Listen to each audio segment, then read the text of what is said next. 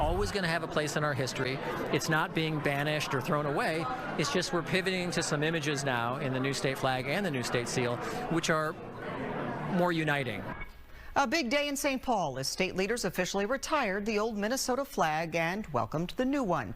It's a decision that has faced a lot of criticism and support, though, from both lawmakers and Minnesotans.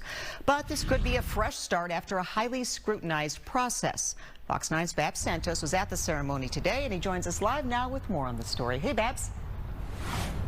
Yeah, Karen, a big day, a fresh start, and now after all of this, Minnesota is joining Utah, Georgia, and Mississippi as states that have all redesigned their emblems recently. We heard from experts. We heard from everyday Minnesotans.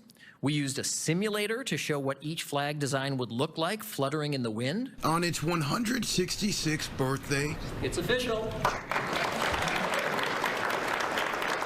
Minnesota received a gift from elected officials that required a lot of thought. Only not everyone appreciates the gesture, as recent polls have suggested about half of Minnesotans favor our old flag, which some Republican lawmakers fought to keep. Minnesota Secretary of State Steve Simon felt it was time for the old flag to go. I think we could do better.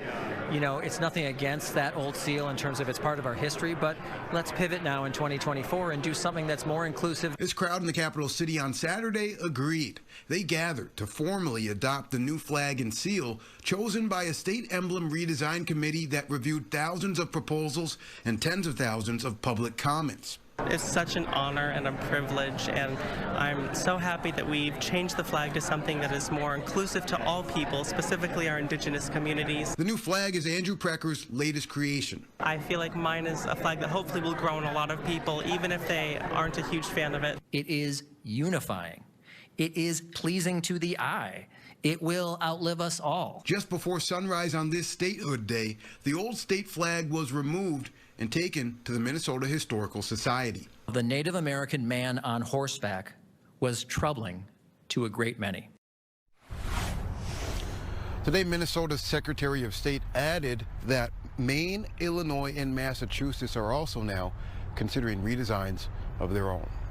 Live at the state capitol, Babs Santos, Fox 9.